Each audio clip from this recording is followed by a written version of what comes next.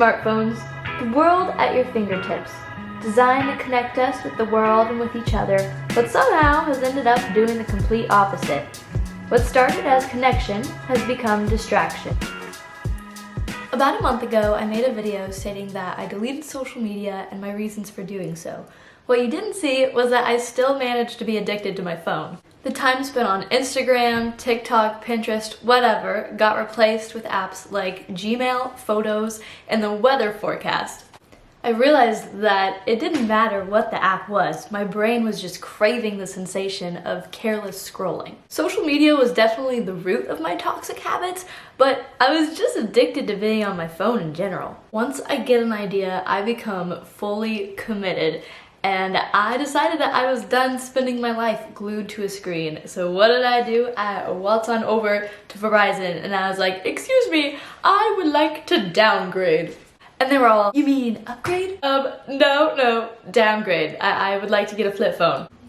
Girl, we don't carry a flip phone. It's 2024. And then I just stood there. I looked like a lost little puppy.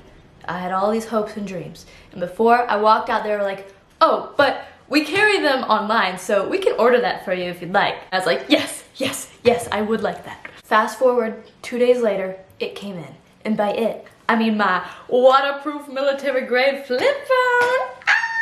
It was love at first flip, and that's how we met.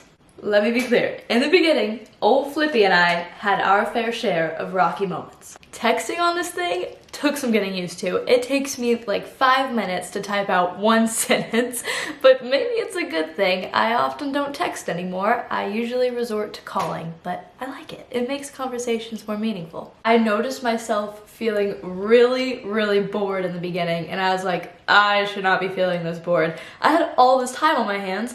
I didn't know what to do.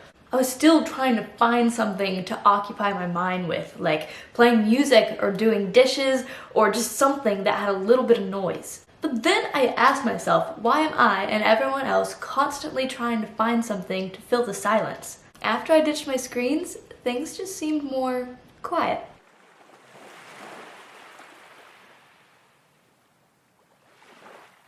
The more I listened, I started to realize that maybe it wasn't too quiet after all.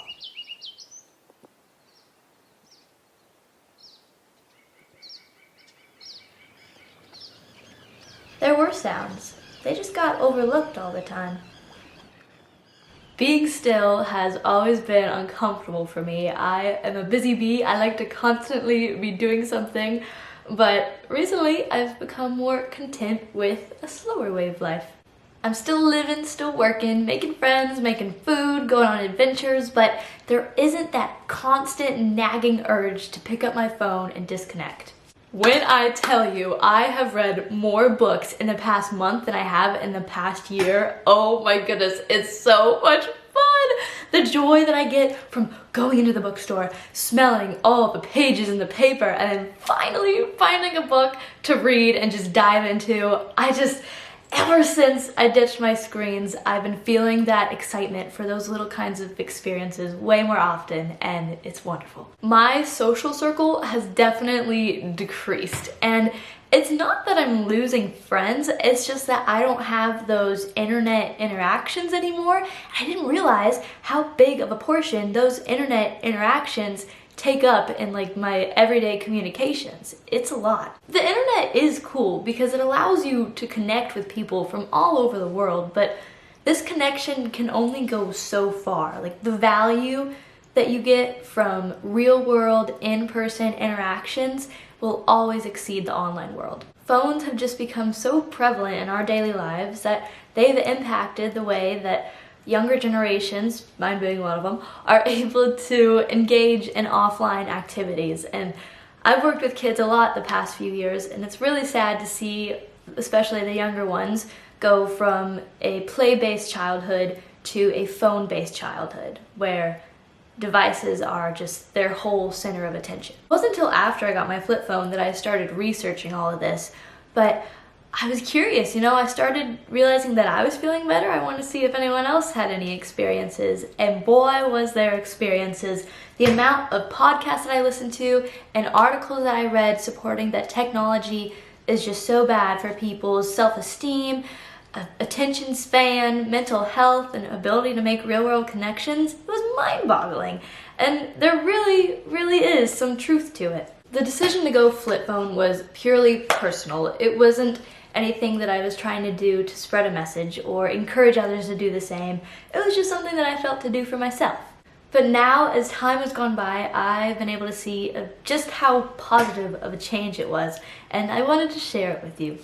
It was difficult at first. I was really concerned about being out of the loop, whatever the loop is. But, oh my goodness, you guys, I am so out of the loop. Half of the time, I don't even know what people are talking about. It's a little rough. It's a little lonely. I feel a little stupid. But overall, I'm happy with the loop that I created for myself. It's a loop full of friends, of nature, of books, of cooking, of meaningful conversations and meaningful experiences, and I'm happy, so I recommend it. I want to be clear, I'm not saying get a flip phone because realistically that's not an option for everyone. But what I am saying is be aware of how you spend your time. Notice what you're chasing. Put your value in things that are important. Don't be afraid of the silence. Put your phone down and listen.